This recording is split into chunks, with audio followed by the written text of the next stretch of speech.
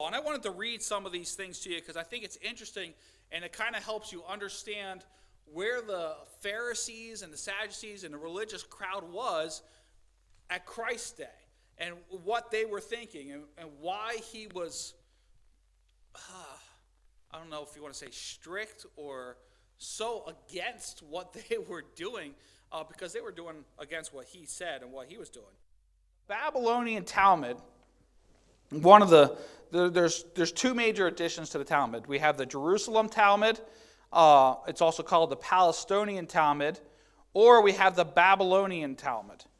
The Babylonian one was compiled in Babylon, okay, after they were taken by Nebuchadnezzar into Babylon at about 500 AD. So the Jews that were still there, and it's called the highest Talmudic authority.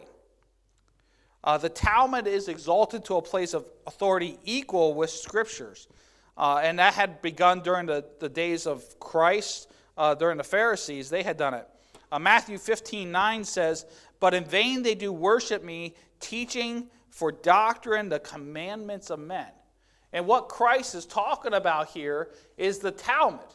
They were teaching the commandments of men and raising those up to be equal with what God had said, with the law. And that was completely wrong. I want to look at this, and I don't know, how many of you know a little bit about Jewish tradition and what is kosher? Okay, some, okay? The most I know about kosher is you get pickles, they're kosher, and then they're good, okay?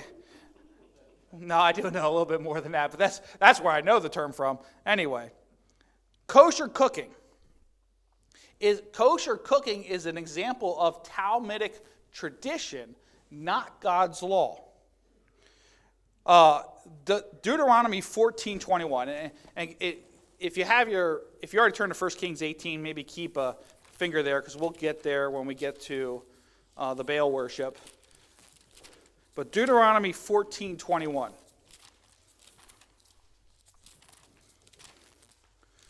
Leviticus, Numbers, Deuteronomy 14, verse 21 says this: "And ye shall not eat of anything that dieth of itself." Okay, so nothing that you found dead. Thou shalt give it unto the stranger that is at the gates, that he may eat it, or thou mayest sell it unto an alien. Okay, so when Spot comes around, you give it to him, he can eat it. It's not quite what it's saying. But what it's saying is the Jews aren't allowed to eat things that they find dead along the side of the road, but they can gather it and give it to those who come by to visit, or they can trade with it with other nations, because they're not forbidden to eat it. The tithe, where was I? Verse 21. That he may eat it, or thou may sell it to an alien, for thou art an holy people unto the Lord thy God. Thou shalt not seeth a kid in his mother's milk. So from this one verse, thou shalt not seeth the kid from his mother's milk, the Talmud says this. The simple law here is forbidding a kid to be seeth in his mother's milk. Jewish tradition adds a layer of laws to this. They prohibit cooking a mixture of milk and meat. They prohibit eating a cooked mixture of milk and meat. Now, I'm not a cook. Ladies, how many times do you cook meat with something that has milk in it? Cheese, butter, yeah? Sherry?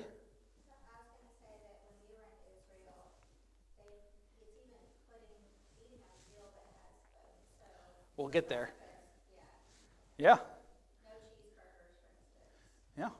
So they take it and they prohibit deriving any benefit from cooked mixture of milk and meat. Kosher cooking even requires that separate cooking utensils and dishes and cutlery be used for meat and dairy products. So if you cut the cheese with one knife, you have to use I did it on purpose. I was waiting for someone to react. You would have to use a different utensil or knife to cut the meat with. Now, cutting raw meat and then using that for other things, you may want to still do that, just saying. Stephanie, did you have a comment? They also have refrigerators too. Like they will keep meat on hand longer than they refrigerator. Yeah. So they actually have names for the utensils used for meat. It's halavani, that's the basari, and the utensils used for the dairy is the halavi. Orthodox Jews wait for at least 6 hours between eating meat and eating dairy products. So if you really wanted the cheeseburger, it's a long meal because you have to eat your meat, wait 6 hours, and then eat your cheese to go along with the meat to have a cheeseburger. Yes, ma'am. Or Michael, sorry. It's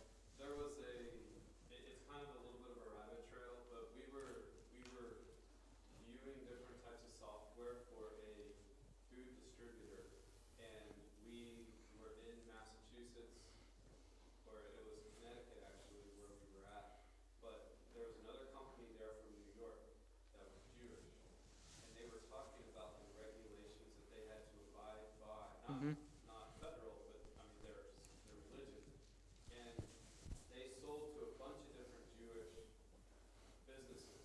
Some were, Hasidic, others were very liberal, and they had to know what level of food that they could send, because if they sent the wrong thing, it could completely destroy their business, because then they would be known as the company that wasn't able to keep all of those things separate.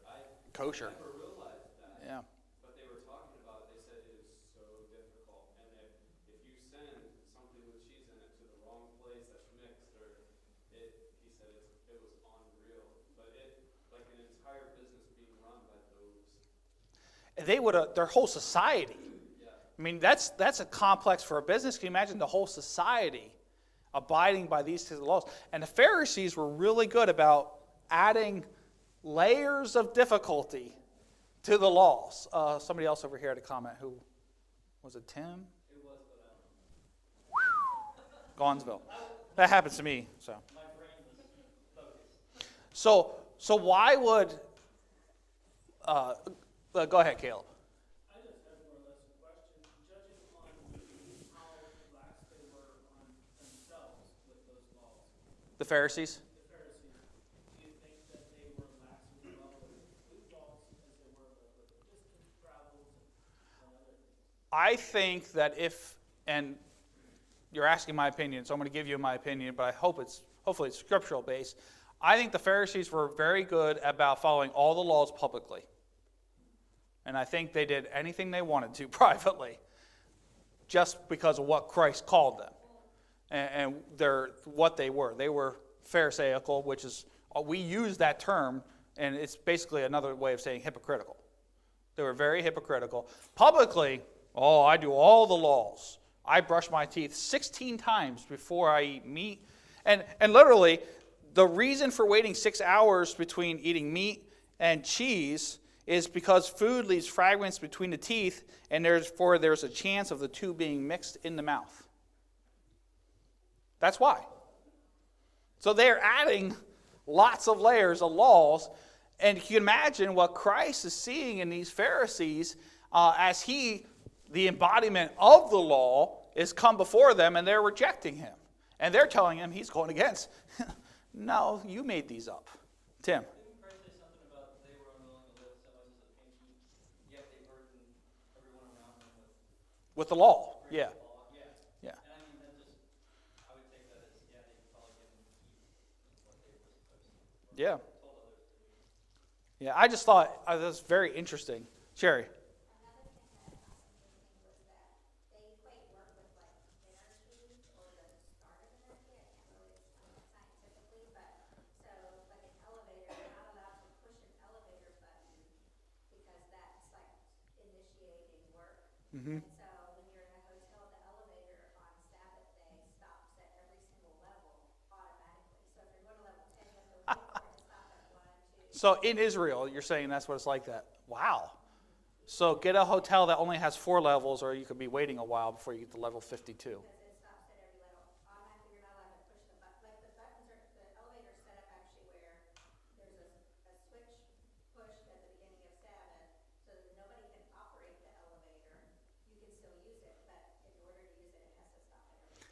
I would imagine, now you've been there, going anywhere or doing anything on a Sabbath in Israel, we wake up on a Saturday and it's our day to do stuff because we're off work. Church is Sundays the next day and Saturdays today. Really, you get stuff done. I would imagine if you go to Israel, you're going to be twiddling your thumbs quite a bit on a Sabbath day because you're not allowed to do much, and they're not allowed to do much. It depends, because there are a lot of liberals, Right. everybody in Israel, I was surprised at how few, like, Hasidic Jews there are, the traditional or old school, like, a lot of them are just liberal, they're just secular Jews that live there, so. Yeah. Still, then, hotels and whatever, they have to be catering to Sure. everybody, so just in case. Interesting. Other elevator stuff like that. It's funny because we have a unique opportunity in Lancaster. You can see a lot of Jews. Oftentimes they're coming from New York, but you'll see them. They're in the garb. They have the hair. Sometimes they'll even have the phylacteries, on. You can see them a lot around here. I drive by Kitchen Kettle Village many times a day, and sometimes you'll see them busloads of them getting off all the time, and it's very interesting. But Realized until recently that the women shave their hair a lot of times when they get married, so that their hair isn't like, other men won't see it, they keep it shaved in their wigs. Like, I didn't realize that until recently. well, that's new. That is true, because there's, if you see like they all have the same big type of thing. Their hair's exactly. If they're very It's a devoted, like, not all of it, it's a choice, but if you wanna be very devoted, you keep your head shaved as a woman, so that other men don't accidentally see your glory.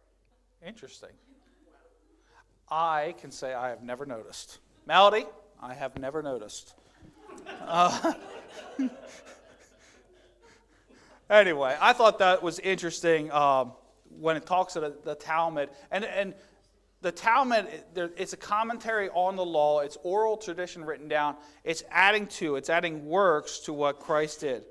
The synagogues themselves, as we get back to that, were instrumental in preserving Hebrew language for 2,000 years. You wonder, anybody know, well, hopefully you know, languages evolve over time. Now, I know that word evolve is foreboding for most of us, but it's true. Languages change, they evolve over time. If you ever look at an old Oxford dictionary, anybody ever read, I'm moving on quickly, has anybody ever read classical books in the Old English? Charles Dickens, any of his writings, some of the other ones, or just read Macbeth, Shakespearean. You ever read some of those words and think,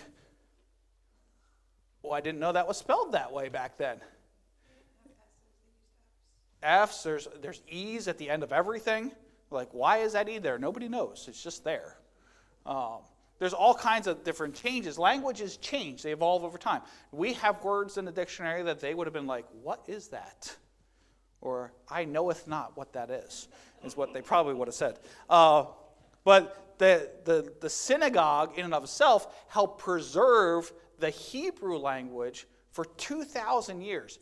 Because they had this place that they were going to constantly, it helped preserve that language. You wonder, how can we know what these Hebrew words, especially the Old Testament, which were written thousands of years ago, how do we know they mean the same thing as we're translating it from Hebrew today? Well, because the synagogue helped keep that language, and it helped keep it centralized where it didn't evolve like the English language has evolved over hundreds of years. And it helped keep that so we know what these Hebrew words mean.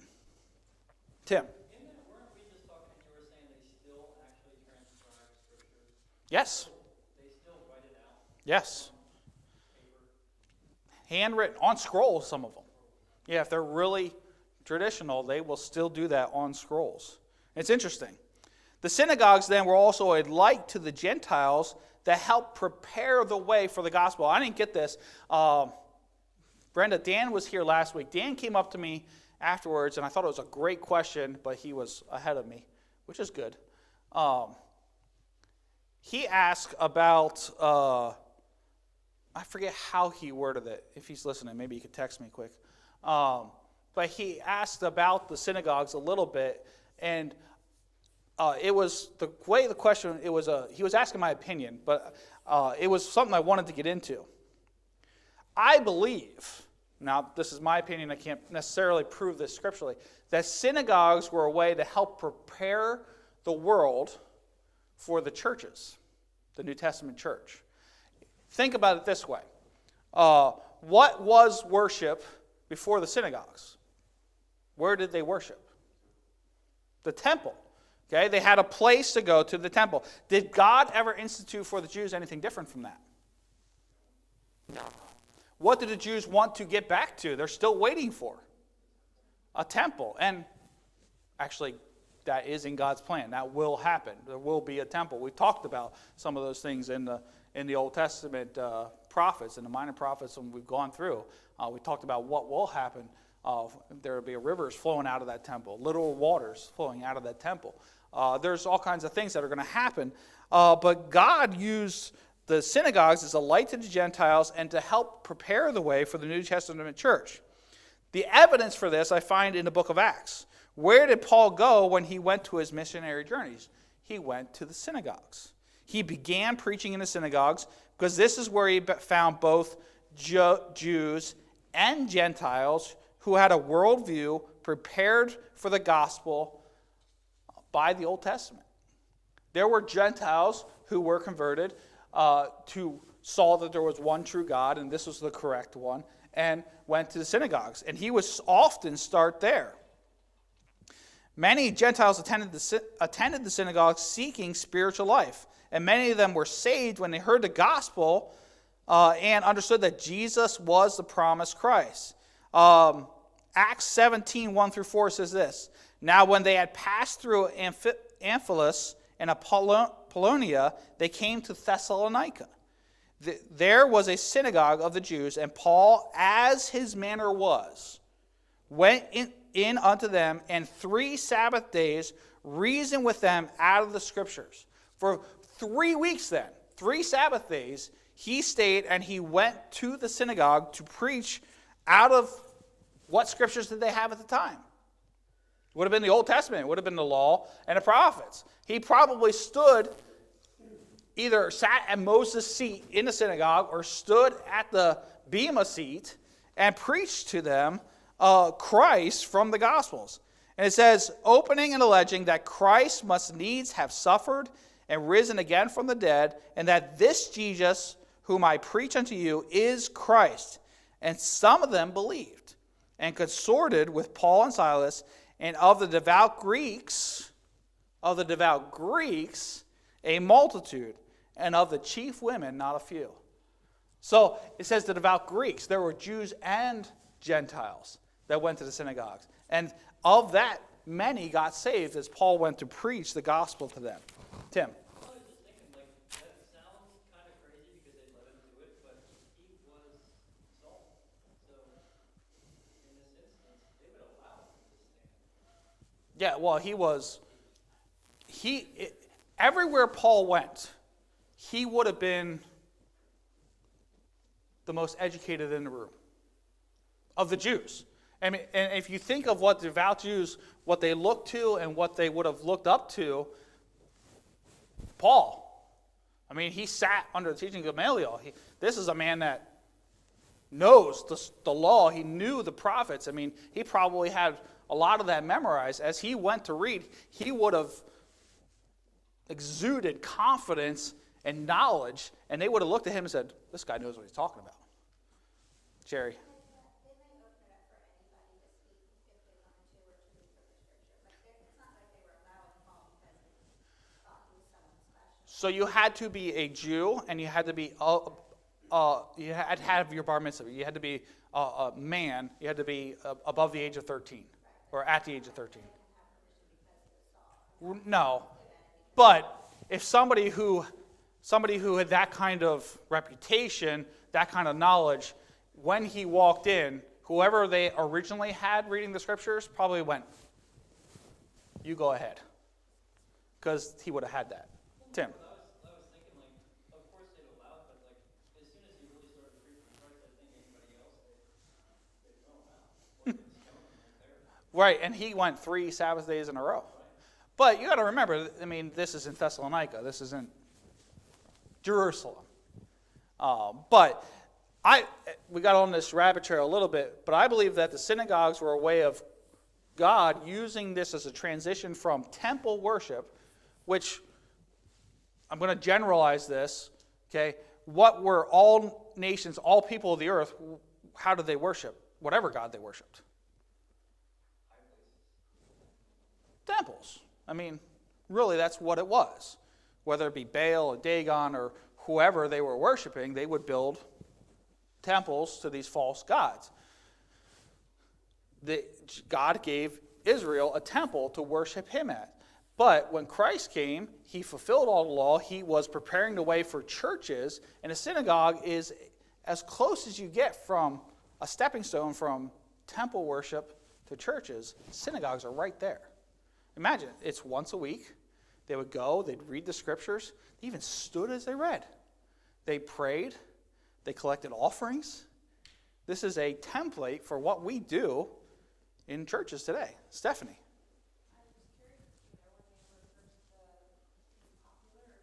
Synagogues or churches? No, synagogues. So synagogues came about. Were you in nursery last week? We talked about this a little bit. Synagogues came about because of the destruction of the temple and the scattering of the Jews. Both, really, but the Babylonian destruction of the temple. Synagogues began during the exile. So what did the Jews do? How did they worship God when their temple is destroyed and they're scattered? I mean, they're all over the place. They did rebuild the temple, that's correct, but they still, I mean, not everybody came back. And even before they came back, while there was no temple and the Jews were scattered, how did they worship? Well, nobody knows really how it started, but they started synagogues. And these are all traditional things that they do. Nowhere in the scriptures did God say this is what you worship and how you do it. But did Jesus give a stamp of approval on it? That's a good question. Possibly, but did Jesus go to synagogues to teach? He did. He did. We talked about it last week. There were, I'll have to look. There were hundreds of synagogues, I think it was 400 synagogues just in Jerusalem at the time of Christ. Just in the city of Jerusalem, 400 synagogues. Imagine how many were out throughout all of Israel. As Jesus grew up worshiping his Father, or going to, traditionally with his parents, going to the synagogue to worship, he would have gone there every Sabbath day, probably, growing up. Sam and Janet. There were times where he would preach himself and say, I am the fulfillment of this, where he would be run out, but not because, well, yeah, because of who he was and what he was saying, yes. That did happen. Janet? When I worked for a Jewish doctor in Mobile, Alabama, they had a temple there and they had a synagogue, and I asked them, what's the difference as far as... Okay. And I don't know if this applies, he grew up in Montreal, they lived in Seattle and New York, but he said there the synagogue was the more conservative Jews and the temple were the more liberal Jews. Interesting. But that, yeah. But I mean, when I worked for him, they had zero Christmas decorations. Mm-hmm. No, they won't. They had Hanukkah. Right. Here I, well, I was there with two Christmases. The one where I spent Hanukkah a couple of times with them. And it happened to be right over the Mm-hmm. holidays then. But,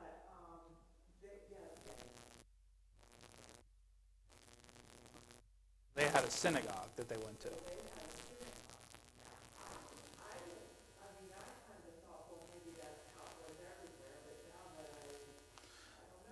It sounds a little bit like semantics to me because there isn't a temple.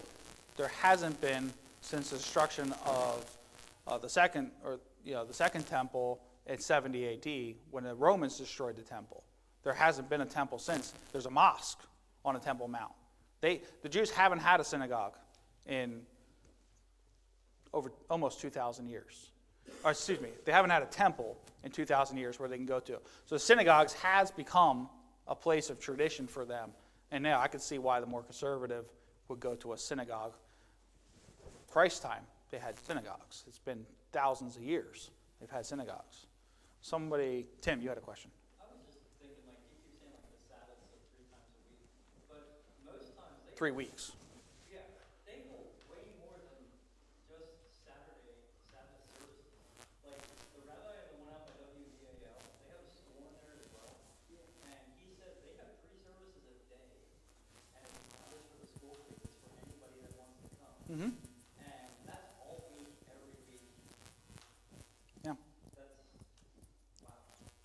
it's a lot. No, there has not been sacrifice since the destruction of the temple.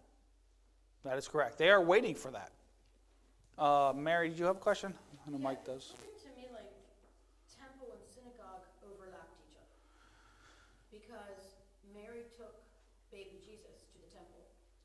And when he was 12, didn't he teach in the temple, or was that a synagogue? They did overlap each other. There were synagogues when there was still a temple. You got to remember that when the Babylonians came in and destroyed Solomon's temple, there wasn't a temple for a period of time till Ezra comes back and rebuilds the temple. Then there is a temple, but in that time period, synagogues became popular. And it's not like 5 years, 70, 80. I'd have to look at the timeline and see what it exactly is. There's a long time period where they didn't have. And also remember, the Jews are still scattered. To this day, they're still scattered. But at that time, they were even more scattered. There's only a remnant that comes back to Jerusalem in Nehemiah and Ezra's time that come back. They're still scattered. So these synagogues became tradition. Then, how many silent years do you have between the last book, Malachi, before Christ comes? There's 400 silent years for no revelation from God. So for 400 years, this then became tradition, and it continues. And then in 70 AD, when the second temple is destroyed, the synagogues just kind of kept going. So yes, there were synagogues and a temple at Christ's time. They do overlap. Michael. I was going to ask that question or state that as well, because the 420 synagogues in Jerusalem and there's a temple, I was going to say, well, why would that be necessary? But if you have to remember who was in charge of that country at that time, it wasn't the Correct. Jews. They were still a conquered people, so it's just like they took everything from Babylon when they moved back to the land. So the synagogue is way more than just the religious aspect. It's actually the entire nation, like keeping the Jews who they are. Like, Yes. They teach everything, so that's why they didn't want to be changed into Romans. They still wanted the Jewish tradition. So that taught in all the different areas kept that true. Where did young Jews go to school? Synagogue. They went to school at the synagogue. They didn't have separate schools they went to. So the synagogue was the glue that kept Hebrew society together during the judgment that God gave them when they're under the yoke of the Babylonians, the Medo-Persian Empire, the Greek Empire. Once God took them into captivity, once that final captivity came, starting with the Assyrian Empire with the northern kingdom, and then the Babylonian Empire with the southern kingdom, when that happened, they have yet to be free, a free people, until, 1949, when we have finally a Jewish nation again. And they're still not gathered together. Before that time, they were one nation. The Jewish people were all there in Israel. They were God's people. They're still not. And it's been thousands of years. Caleb, you had a comment, and I want to finish this up. Yeah, I just wanted to add into this thought that a lot of there was a little bit of distrust too with the high priest order, because you have to remember during the 400 silent years, there were people who were bidding for the office of high priest. Yep.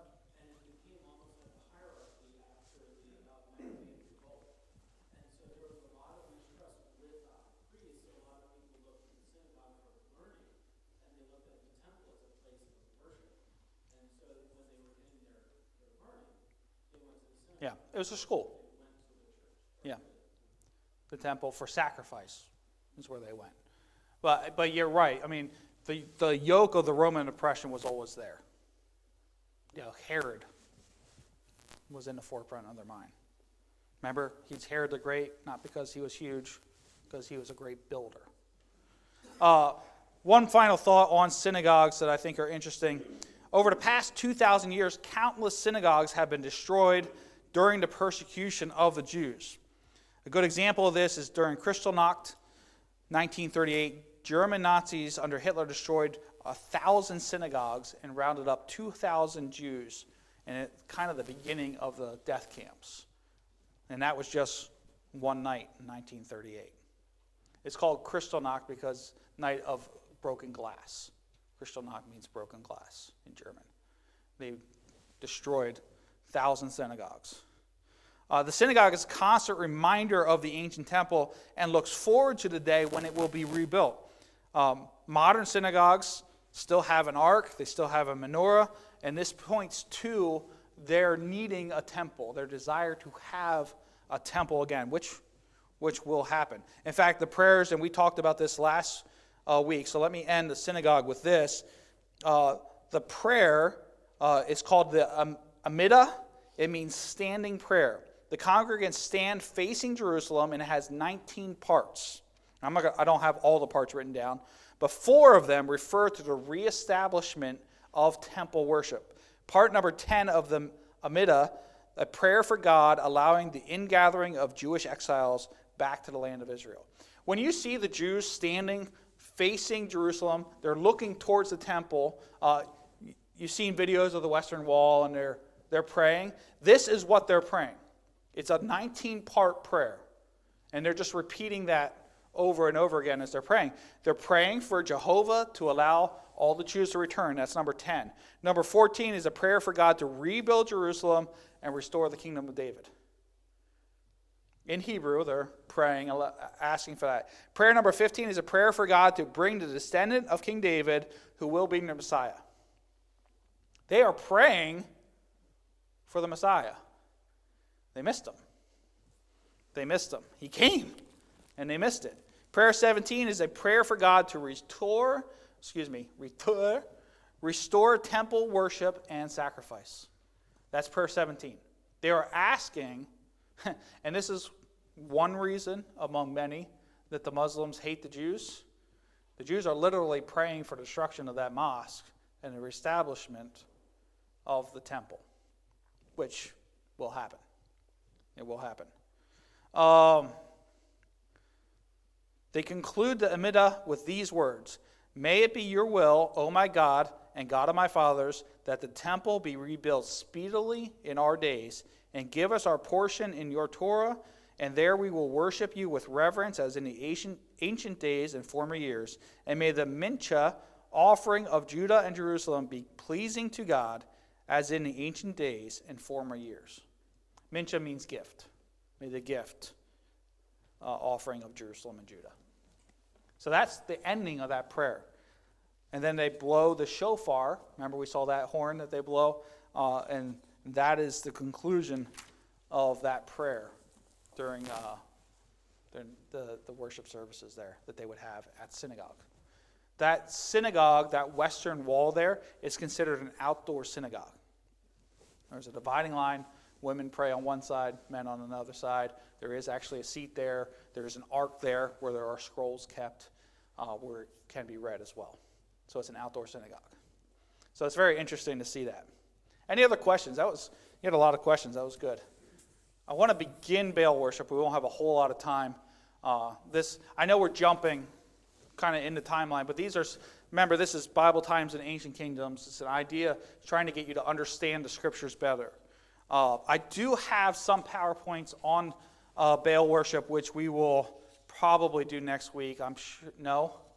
Are you in the nursery again next week?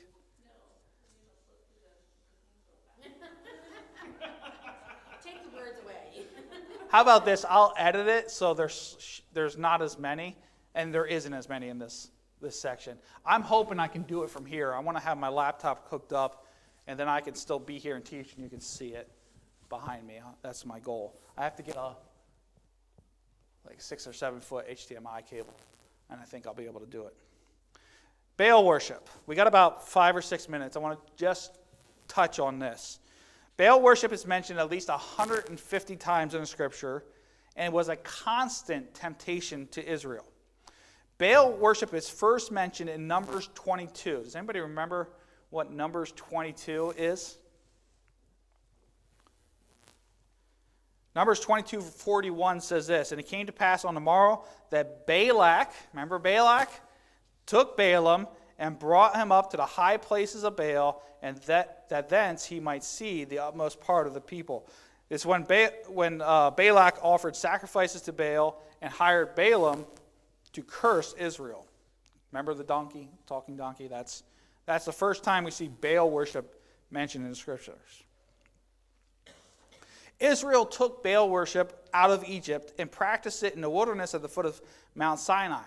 This is some of the beginnings of what Baal worship is. The calf that they worshipped was known as Apis in Egypt, and it's the same as Baal worship. So Baal worship is brought from Egypt. It's brought out of Egypt. And it's Baal, you'll find in the Scriptures, comes from many different cultures, and they adapted this worship of the calf, or the idea of this calf worship.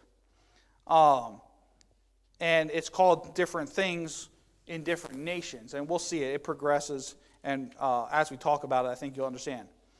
Baal proliferated then during the time of the judges when, remember the Bible says that every man did that which was right in his own eyes.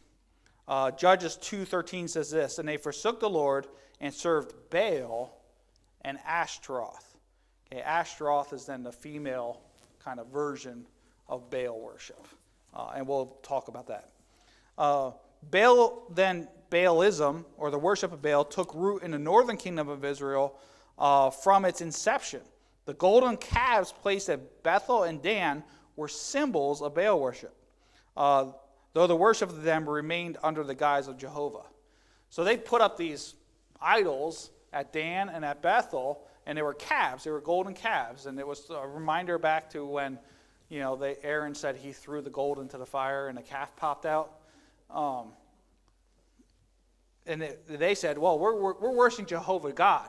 But really, it was the root of Baal that they were doing. 1 Kings 12, verses 28 and 29 says this, whereupon the king took counsel and made 2 calves of gold and said unto them, it is too much for you to go up to Jerusalem. Behold, thy gods, he said. In other words, what the king of Israel was doing was saying, I really don't want you traveling to the southern kingdom, to Jerusalem, to worship. So I'm going to set up my own places. It's too much. That's too hard. Don't travel to worship God. That's difficult. Let's set up these calves. And he said, O Israel, which brought thee out of the land of Egypt. Imagine that statement. He set up 2 golden calves. He said, worship here. It's too hard to go to Jerusalem to worship Jehovah. These are the gods that brought you out of Egypt. Imagine that God's anger at that. Now you understand a little bit why they went into exile. And he said one in Bethel and the other one he put in Dan. When Ahab married Jezebel, the daughter of, does anybody know who Jezebel is the daughter of? This would be like a hardest level trivia question from the Bible. Any ideas?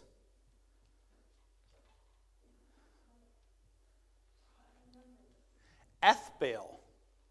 So the name itself, the name of her father, has Baal in it. It's Ethbaal, Ethbaal. Pagan king of Tyre and Sidon.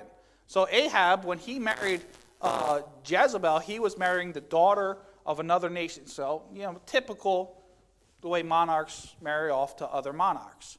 Okay? His name was Ethbaal. He was the king of Tyre and Sidon. And they promoted the grossest type of Baal worship in the northern kingdom. This resulted then, eventually, 150 years later, in the destruction of the northern kingdom. Jezebel. Okay? Hopefully no daughters are going to be named Jezebel. That's not a good thing. Do you have a comment, Stephanie? No. Oh, okay. It's like coming out. Baal was called by a lot of other names, including Belos, Bolos, Belus, Baal, Bar, Adad, and Hadad. Okay, so let's understand Baal worship a little bit. Just a couple more minutes. Rats, I'm not going to get as much as I wanted to. If I can get this page done, we'll be good. Baal was supposedly the son of El. Okay, the son of El. Now, think about this. What is a name for God? Elohim. Elohim. So what is Satan doing when he is promoting Baal worship? He's twisting. He's turning. He's taking a little bit and using that. That's what he did from the Garden of Eden. It's the same thing. El is a nebulous figure. In Baal worship, those who worship Baal, as they look at these quote-unquote small g gods, they look at El, and El is a nebulous figure that has little or nothing to do with men's lives. When people say that God is a far-off figure, has nothing to do, El would be a picture of that. El is symbolized as an old man who has nothing to do with anybody, who lives at a far-off place. He was a cruel and immoral person. He is considered the father of humans and of gods. He's also called, El is called the father bull. El, according to tradition, supposedly killed his father, killed his favorite son, cut off his daughter's head, and sacrificed another son to his dead father. El seduced or was seduced by two different women who were subsequently driven out into the desert where they bore children. So this idea of Baal worship, they are attributing men's desires, men's sins to God. Does this follow in other types of false gods? Greek mythology, which then follows into Roman mythology. Those things come or introduced in Baal worship. Baal worship is the seed of Greek mythology. It's the seed of Roman mythology. Baal was supposedly the son of, does anybody know this name? Dagon. Who is Dagon the god of? The Philistines. He's only mentioned in the scriptures, he's only mentioned in connection with the Philistines. So Baal, according to their mythology, is the son of Dagon. Many places were named after Baal worship, including Baal Peor, Baal worship on the Mount of Peor. The Bible mentions also Baal Hamon, Baal Hazor, Baal Hermon, among some others. Baal himself, then, is a spiritual chameleon, with Baal worship taking many different forms. The fact that the Bible calls Baal worship is called Balaam references plurality and its bewildering variety of aspects in Judges 10, chapter 6. The worship of the Balaam is plural. The idea of Baal worship, it takes many different forms in the Scripture. That's why it kind of doesn't always make sense or follow chronologically along, because it takes a lot of different forms. When we see Beelzebub, Baal is called the Lord of the Flies in 2 Kings 1:2. He's thought to protect the people from plagues of flies. Why would that be something that they would do in Baal worship? Because remember, where did they get the idea from? Egypt. Beelzebub was sought out as an oracle of the future in 2 Kings 1:2. The Jews applied the name Beelzebub in the New Testament to Satan. Baal typically is portrayed as a bull sitting on a throne as supreme leader. If we do some of the slides, what you'll see of Baal statues is typically he's pictured as a bull or as a bull head on a man's body. Now, what else then comes from that? Greek mythology. Not a centaur, that'd be a man with a horse body. A minotaur. That comes from Baal worship. So when they worship Baal, when you see these idols, you see these statues, it'll be a bull or a man with a bull's head. That is a picture of Baal. We'll get into the Baal goddess worship, small g. That's the Ashtaroth part. We'll talk about that next week. We'll talk about the high places and the groves. and what they did in Baal worship, which not good. Not good. When we talk about sacrificing of children, that also stems from Baal worship to Molech. So that stems from Baal worship. That's another form of Baal worship. So we'll talk about those things next week. You can see what God hated. Well, he hates idolatry in any sense, but why Baal worship was so, one, prevalent in the Jewish society and was so tempting to them, and two, why God hated it so much. It's a twisting of what he did for them in the land of Egypt, coming out of Egypt. So we'll pray and let you go, and we'll talk about those things next week. Lord, we thank you for the time we've had this morning. Thank you for the good listening, good questions that we've had throughout the day.